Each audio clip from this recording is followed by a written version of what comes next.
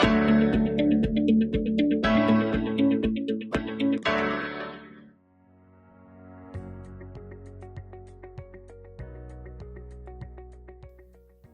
students, welcome to another video on speeches. In the previous video, we understood what are speeches and what are different types of speeches. In today's video, we are going to focus on the techniques that make a speech persuasive. Okay, now tell me one thing. Have you ever listened to a speech and got so motivated, so excited that you just want to get up and change the world? That is the power of persuasive techniques. Now, what are persuasive techniques? Persuasive techniques in speech are the strategies or methods employed by the speakers to influence the beliefs, attitudes, or behavior of their audience. They persuade the audience to act on speaker's opinion, and they make a call for action, that get up and do this. Do what the speaker wants.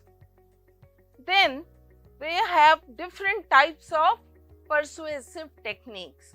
What are they? Repetition, rhetorical question, emotional appeal, logical reasoning, and then appeal to authority. Let's study all these 5 techniques one by one. First is repetition. Now, as the title says, repetition involves repeated use of words, phrases, or ideas to emphasize key points and make them memorable, as they tend to stay with the listeners. When one word or one phrase is repeated, it gets fixed up in the mind of the listeners. Now the next, we'll see the example. Martin Luther King says, "I have a dream." It is repeated throughout his iconic speech. It reinforces the vision of racial equality. Now the next point is rhetorical questions. Now what are rhetorical questions? They are the questions that are posed for effect, not for direct answers.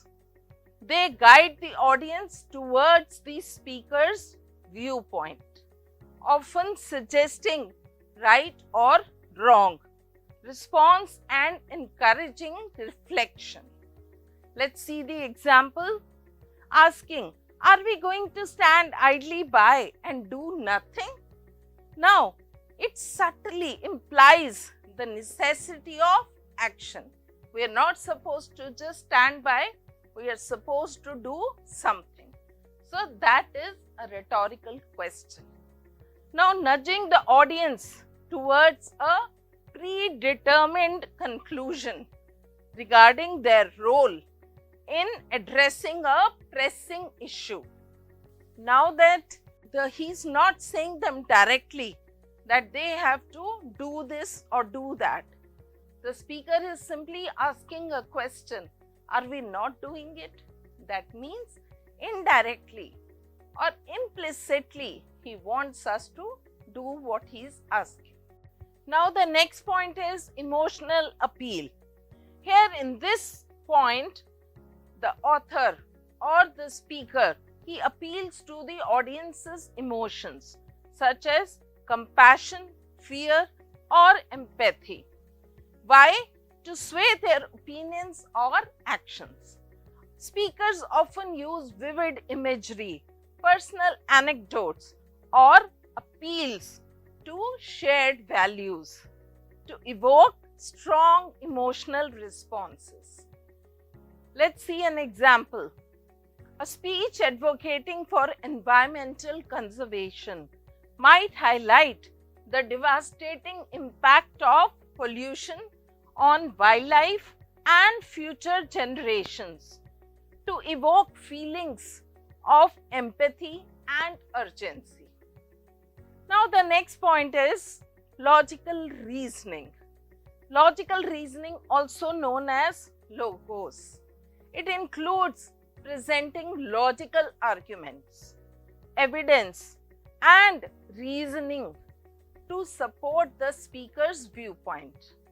This can include statistical data, expert testimony, or logical deductions. Let's look at an example. A speaker advocating for universal health care. He might present data showing the benefits of access to affordable health care for all citizens. Now, let's see at the next point, that is appeal to authority. Now, appeal to authority, it involves referencing respected experts or leaders or sources to lend credibility to the speaker's arguments. By citing reputable resources or quoting experts in the field, it aims to convince the audience of the validity of the statement of what the speaker is saying. Let's look at an example. A speech on importance of vaccination might reference statements from medical professionals and healthcare organizations to support the argument for immunization.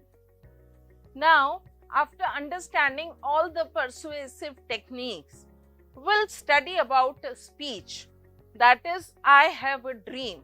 It was the speech by Martin Luther King Jr. It was an iconic and inspirational speech.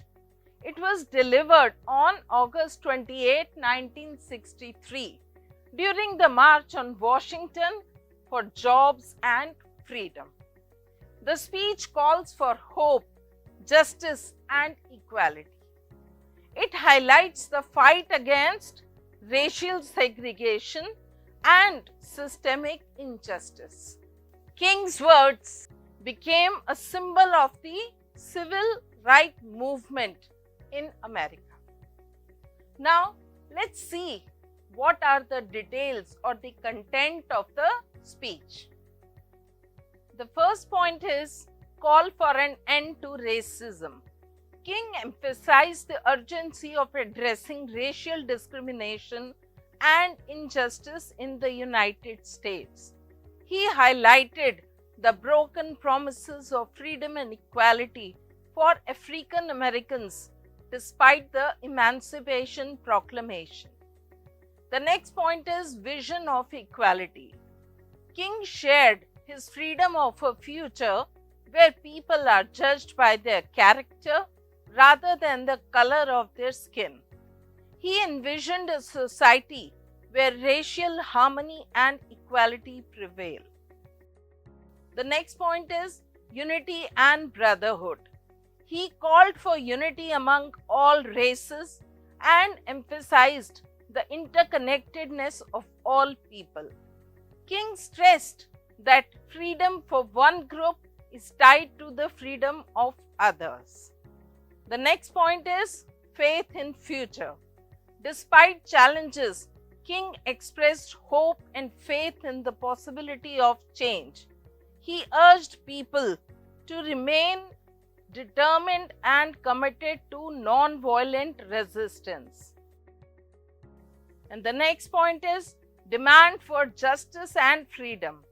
King demanded immediate action to dismantle segregation and grant African Americans equal rights. He called for justice in all aspects of life, including education, employment, and voting. Non-violence and peace. King emphasized the importance of achieving change through peaceful and non-violent means. He warned against letting the struggle for equality devolve into hatred or violence. The next point is biblical and patriotic references.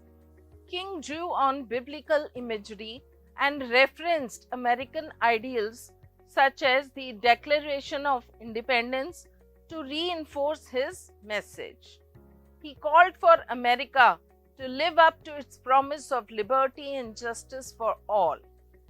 Dream of freedom across America.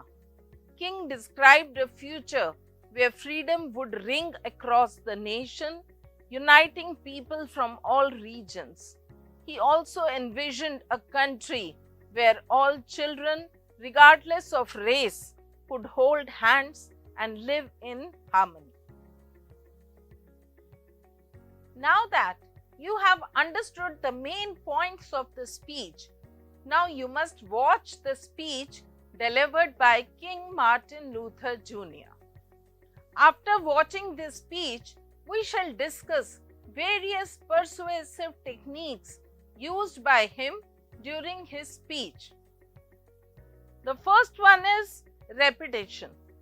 King frequently repeats key phrases such as "I have a dream" and "Let freedom ring" to emphasize his vision and create a rhythmic, powerful effect. This reinforces the importance of his message and helps it resonate with the audience. And the next point he says is emotional appeal. King evokes strong emotions, especially through the vivid imagery and metaphors, such as describing a future where children of all races can join hands and live harmoniously.